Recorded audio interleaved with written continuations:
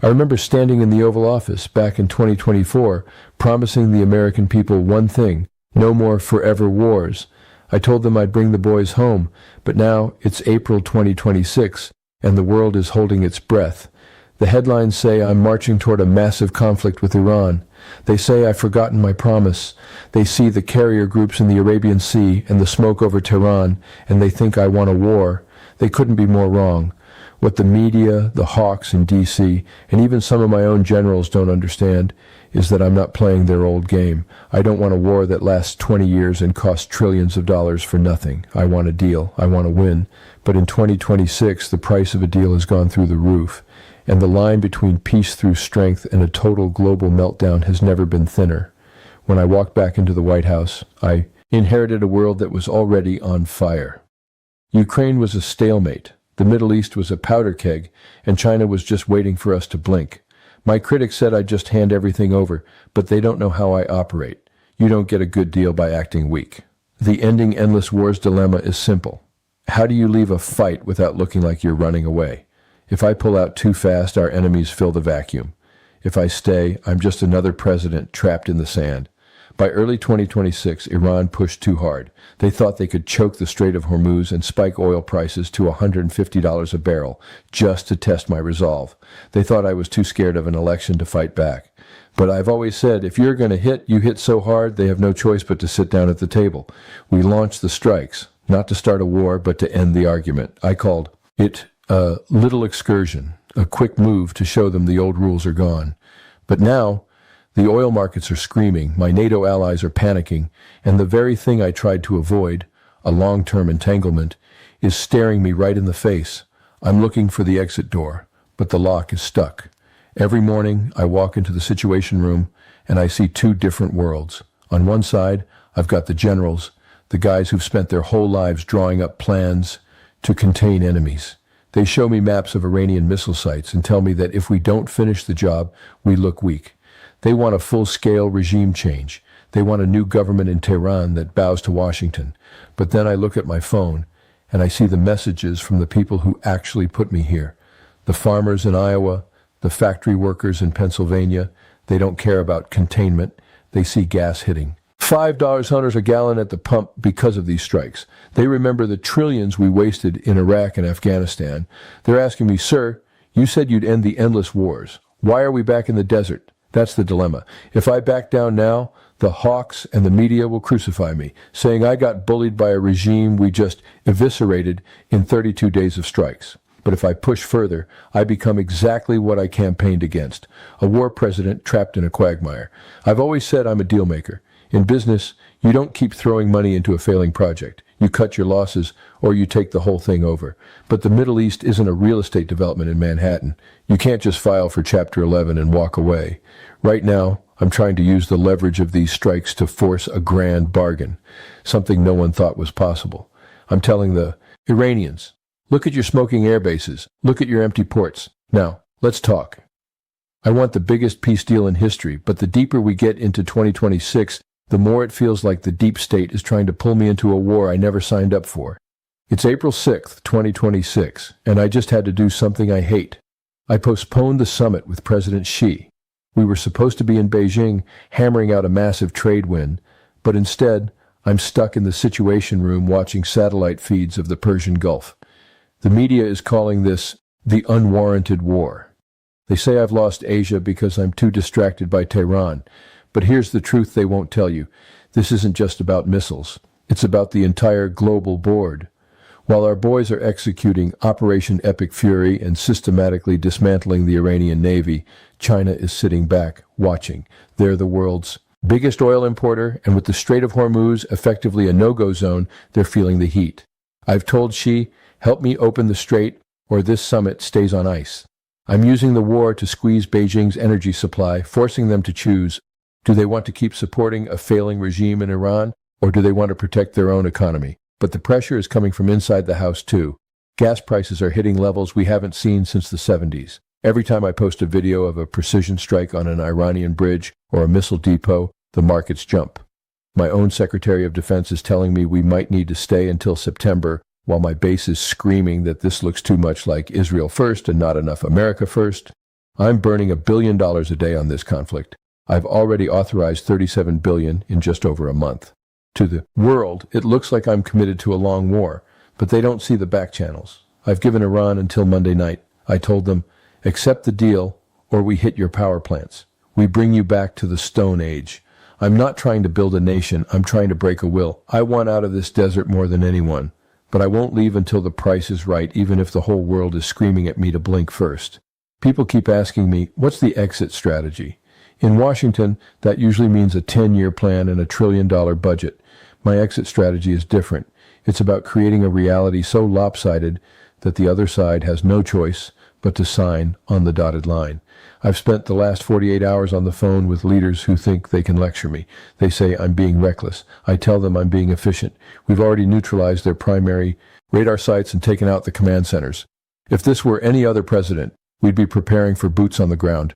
We'd be talking about stabilization forces. Not me. I have zero interest in occupying a single inch of Iranian soil. I don't want their sand. I want their compliance. The dilemma of 2026 is that the deal I'm looking for, a total halt to their nuclear program and a permanent end to the regional chaos, requires me to look like I'm ready to stay forever. It's the ultimate bluff. I have to convince the world I'm willing to go to total war just so I can avoid one. But here's the problem. When you play at this level, one mistake can trigger a domino effect. If a stray missile hits a civilian target or if an American ship goes down, my deal evaporates, and I'm dragged into the very endless war I've been fighting against my whole career. My legacy is on the line. I want to be the man who ended the cycle, not the one who restarted it. I'm standing on the edge of the greatest peace deal since the 1940s, or the biggest military disaster of the century, and the clock is ticking down to that Monday night deadline. The pressure is mounting, and the world is looking at me like I'm a man who's lost his way. They see the smoke over the Gulf and think I've been seduced by the same war machine I promised to dismantle. But what they don't see is the chessboard I'm playing on. Behind the scenes, I've bypassed the usual diplomats, the guys who love to talk for years and get nothing done.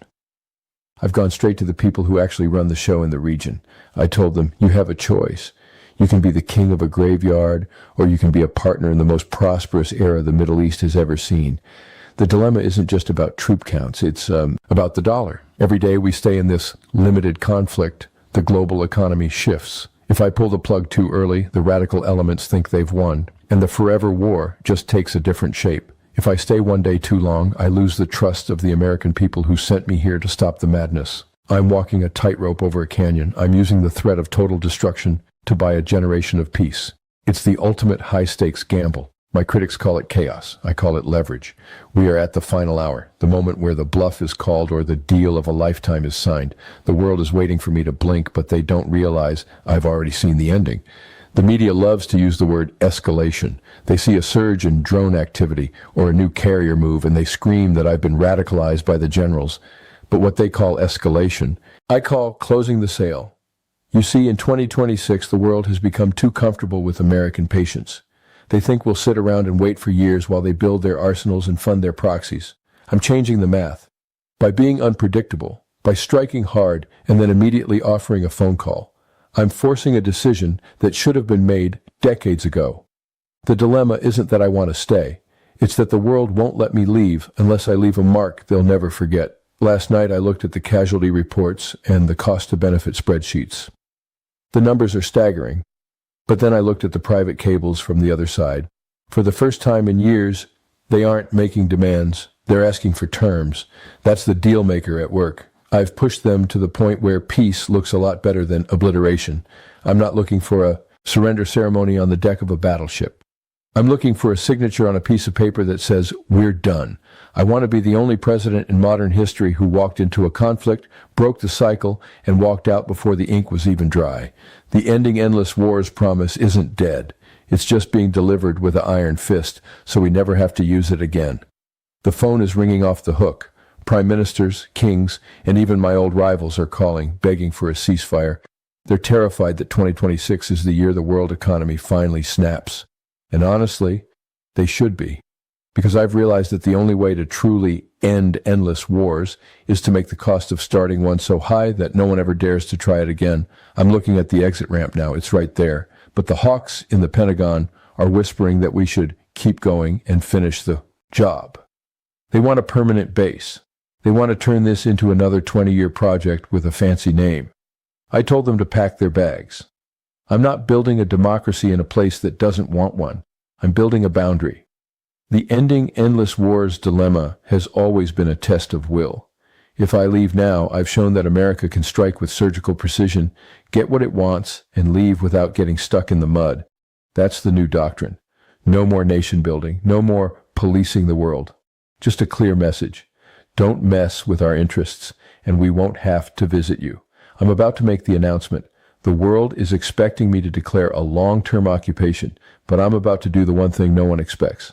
I'm about to walk away on my own terms. I'm sitting here looking at a map of the region, and my advisors are giving me the go signal for the ground. Phase. They've got the PowerPoint slides ready, the Phase 2 labels, the whole works. They think they've finally won. They think they've finally turned me into a war president. They think 2026 is the year we go back in for good, but they forgot who they're dealing with. The true dilemma of ending endless wars is that you have to be willing to be the most hated man in the room to actually achieve peace. If I listen to the generals, I lose my promise. If I listen to the pacifists, I lose my leverage. So, I'm doing what I've always done. I'm ignoring both and following the deal. I just sent a message through the Swiss embassy. It wasn't a list of demands, and it wasn't a declaration of war. It was a simple ultimatum with a 60-minute timer. I've shown them the fire, now I'm showing them the door.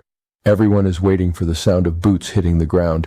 They're waiting for the shock and awe, part 2. But the real shock is going to be how fast I turn this around. I didn't come here to be a conqueror. I came here to be the closer. In 60 minutes, the world is going to find out if we're heading into a third world war, or if I've just pulled off the biggest diplomatic heist in the history of the United States. The clock is down to the final seconds. My finger is hovering over the send button on a global broadcast that will change everything. My critics are already writing the obituaries for my presidency, claiming I've led us into a trap that will swallow another generation of American lives and trillions more in taxpayer wealth. They think they've caught me in the ultimate ending endless wars contradiction, but as I look out from the Truman balcony, I'm not seeing a quagmire. I'm seeing the finish line. You see, the dilemma was never about whether to fight or not to fight. The dilemma was about whether we had the guts to redefine what winning looks like. Winning isn't a flag over a foreign capital. Winning is making sure the enemy is too afraid to ever make us come back. The order I just gave isn't for an invasion. It's for a total withdrawal. Conditional on the deal I just forced them to sign in the dark of night. They get to keep their country, but they lose their teeth. And we get to keep our promise. No more soldiers in the sand, no more open-ended checks. I'm walking away from the fire I started, not because I couldn't finish it, but because I already did. They wanted a war. I gave them a lesson. They wanted a stalemate. I gave them a choice. And by tomorrow morning, when the world wakes up to a Middle East that is suddenly, shockingly quiet, they'll finally understand. I didn't go to war to break my promise. I went to war to keep it. You said, next. Gemini said, the silence in the room is deafening. My advisors are staring at me, half of them in shock, the other half in disbelief. I've just done what they said was impossible. I didn't listen to the experts who wanted a decade of nation building, and I didn't listen to the critics who said I was too weak to act.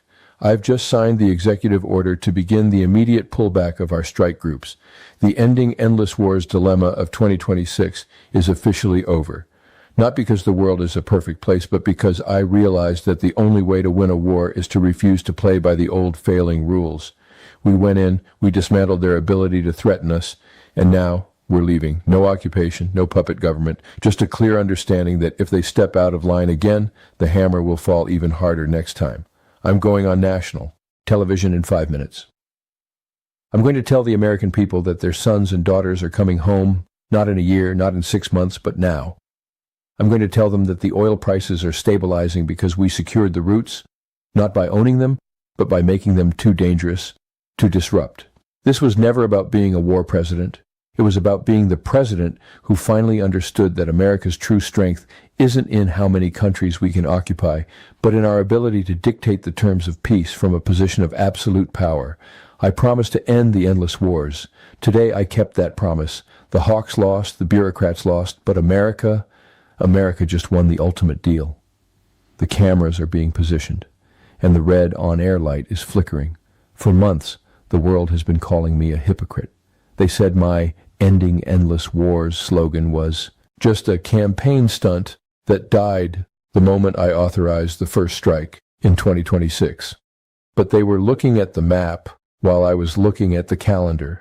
This wasn't a war. It was a 2026-style audit. I'm standing here with a document that the pundits said would take decades to negotiate. It's a total regional reset. We didn't just stop a war. We ended an era of American indecision.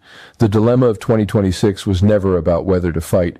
It was about whether we had the courage to stop fighting once the point was made. My predecessors got stuck because they wanted to be liked. They wanted to build things. I don't want to build anything in a desert thousands of miles away. I want to build a stronger America.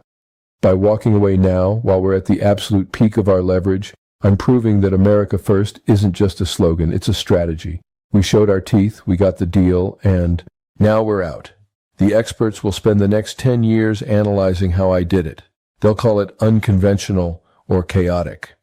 But the families sitting at their dinner tables tonight, seeing the news that the conflict is over before it even truly began, won't care about the terminology. They'll just see a promise kept. I'm stepping up to the podium now. The world is watching, waiting for a victory speech or a declaration of a long-term mission. But I'm going to give them something better. I'm going to give them the truth. The endless wars only end when you stop letting the war makers run the show. I'm looking at the teleprompter and I see the speech they wrote for me, the one filled with long-term commitments and strategic partnerships. I'm tossing it aside. I don't need a script to tell the truth. The dilemma of 2026 was supposed to be my undoing. They thought the ending. Endless wars candidate would crumble when the first missile was fired. They thought I'd get addicted to the power of being a commander-in-chief in a time of crisis. But they don't understand that to me, a war is just a failed negotiation, and I hate failing. By tomorrow morning, the first of our carriers will be turning around. The tankers are already starting to move through the strait again. The grand bargain is in effect.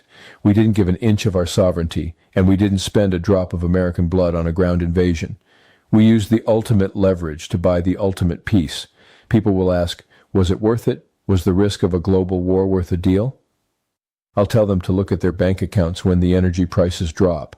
I'll tell them to look at the soldiers hugging their families at the airport next week. I'll tell them that in 2026 we finally learned how to be a superpower without being a babysitter. The era of the forever war didn't end with a whimper or a retreat. It ended with a clear, decisive message that we are too strong to be provoked and too smart to be trapped. I'm stepping off the stage now. The deal is done. The boys are coming home. And for the first time in a long time, the world knows exactly where America stands. I'm looking directly into the lens, and I can feel the tension in the room. Behind the camera, there are people who still want me to say we're staying. They want me to announce a security framework that lasts until 2040. They want the endless cycle to continue because it's what they know. But I'm not here to give them what they know. My fellow Americans, I begin. Tonight, the mission is not just accomplished. The mission is over. I tell them that I didn't send our fleet to the Middle East to start a new chapter of American intervention. I sent them to close the book. I explained that the strikes were the ultimate leverage, a surgical demonstration that the cost of defiance is now too high for anyone to pay. The dilemma of 2026 was a choice between being a global policeman or a global powerhouse. I chose the latter. By securing a deal that guarantees energy independence and regional stability without a single American boot on the ground, we've done what 3 decades of traditional diplomacy failed to do. We didn't get bogged down in the sand. We used the sand to sharpen our blade. I conclude by telling the nation that the greatest strength of a leader isn't knowing when to start a fight, but knowing exactly when to walk away from one with the prize in hand. The world thought I wanted a war. I just wanted a world that wouldn't get in our way. The endless war era didn't just end. Tonight, it was replaced by an America First peace. The speech is over, and I'm walking away from the podium. Behind me, the reporters are shouting, the experts are scrambling to rewrite their scripts, and the generals are looking at their watches. They still can't wrap their heads around it. They're looking for a catch, a hidden clause, a reason why we aren't staying to build schools or set up permanent outposts. But the catch is that there is no catch. In 2026, I faced the ultimate dilemma: keep a promise or win a war. I realized that if you do it right, you don't have to choose. You used the war to fulfill the promise. We didn't leave because we were tired. We left because we were finished. We proved that America can be a lion without being a prisoner to the jungle. As I head back into the residence, I see the first reports coming in from the ports. The oil tankers are moving. The stock market is rebounding with a vengeance, and the tension that has gripped the world for months is finally breaking. I didn't just avoid a war. I broke the cycle of failure that has defined Washington for 40 years. They'll talk about this moment for a long time. They'll call it the 2026 pivot or the great de-escalation. But to me, it's just the art of the deal on a global scale. The endless wars are over because we finally decided to win on our terms and walk away. Tonight, for the first time in a generation, the world is quiet, and America is back in charge of its own destiny. I'm sitting in my chair, the heavy silence of the Oval Office finally settling in. Outside, the news cycle is exploding. They're calling it a miracle or a dangerous gamble or the black swan of 2026. But I just call it common sense. The dilemma of ending endless wars was always a psychological trap set by people who think America is only powerful when we are bleeding. They wanted me to choose between being a dove who gets walked on or a hawk who gets stuck. I chose a third way, the predator. We came in with overwhelming force. We got the concessions that were impossible to get, and now we're checking out before the first bill for an occupation can even be printed. I look at the map on my desk one last time. For the first time in my lifetime, there isn't a forever war on the horizon. The Middle East isn't fixed. It'll never be fixed. But it's no longer our problem to solve at the cost of American lives. We've set the boundary. We've shown the world that our exit is just as powerful as our entrance. In 2026, the world learned that a deal is better than a war, but only if you have the strength to win both. I'm going to sleep tonight knowing that tomorrow, thousands of American families will be getting a call they never thought they'd hear. Pack your bags. You're coming home for good. The dilemma is solved. The cycle is broken, and the deal of a lifetime is finally closed. The heavy oak door of the Oval Office swings shut, and for the first time in weeks, the room is silent. No generals, no frantic advisors, no shouting reporters, just me. I look at the picture on my desk, a photo of the families I met on the campaign trail, the ones who told me they were tired of seeing their children sent to fight for borders they couldn't find on a map. People said the ending endless wars dilemma of 2026 would be my legacy's grave. They said I'd either be the man who let the world burn or the man who broke his word and started another 20-year nightmare. But as I look out at the Washington Monument, I know I've done something better. I've rewritten the rules. In 2026, we didn't just win a fight, we won our independence from a broken system. We proved that you can have peace through strength without having war through presence. We hit them so hard they'll be talking about it for a century, and then we walked away while we were still the heroes of our own story. No nation building, no trillions wasted, and no more forever anything.